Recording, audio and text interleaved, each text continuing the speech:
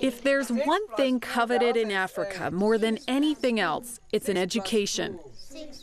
That's why in even the neediest places you will find classrooms and kids clad in bright uniforms. The upheaval of the last 20 years robbed many of the opportunity to learn, especially the boys and girls abducted by the Lord's Resistance Army.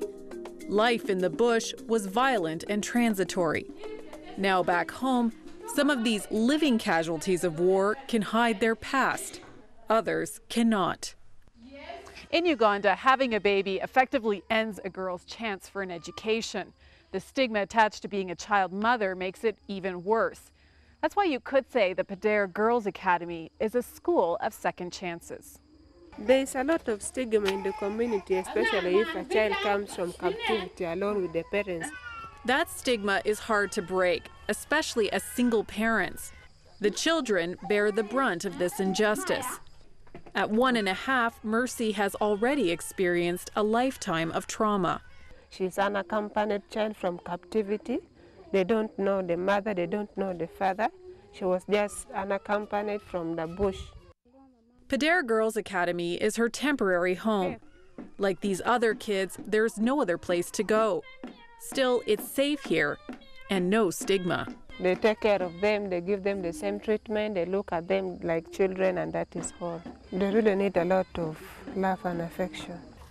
Like any single mother, these girls have their hands full. There's schoolwork to do, cleaning, cooking, and making a home for their child, even if it is in a large dormitory.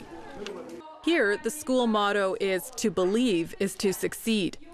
And not one of these 350 girls who attend would have ever believed an education would be possible, given their circumstances. Some of them came with their children from the bush, some of them got children from within, maybe some of them were raped, others were defiled by irresponsible men.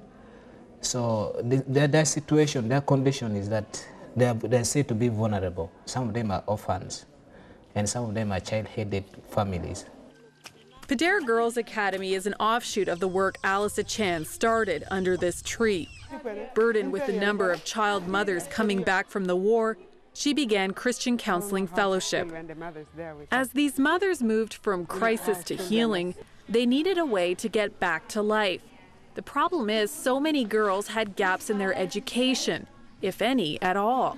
Surely they're completely lost hope of going to school, but their hope has been restored by taking them back to school, especially the child mothers, the formerly abducted.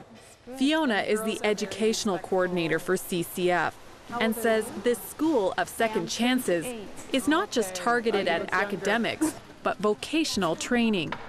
Crossroads Missions has sewn into this project by providing the tools of the trade. Equally important is the spiritual support offered here. You really have to encourage these girls that they are not alone. There are those who have also gone through serious trauma like this, but of course they have to thank God that their Redeemer liveth and is seeing them and seeing whatever is happening. And of course, if they put all their trust in God, then all will be all right. Though mothers, these girls are still girls.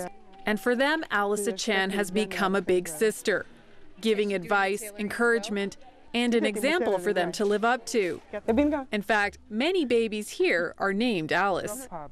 And though there's relative peace now, she says these girls are still vulnerable. The secondary impact now is the greatest as the abduction has gone down. Many young girls have left poor and they cannot afford anything. So they try to seek help from men who at the end, even relatives by the way, relatives can give you money, but at the end you pay through sexual abuse. 3 weeks Raising up the next generation is a big job, one that comes with a lot of responsibility. But these girls are grateful for this second chance to make a life for themselves and their children. How can people in Canada take care of these girls? We need them. We need to support them so that they carry on what the Lord has put in their heart. It's so special gift in caring for others.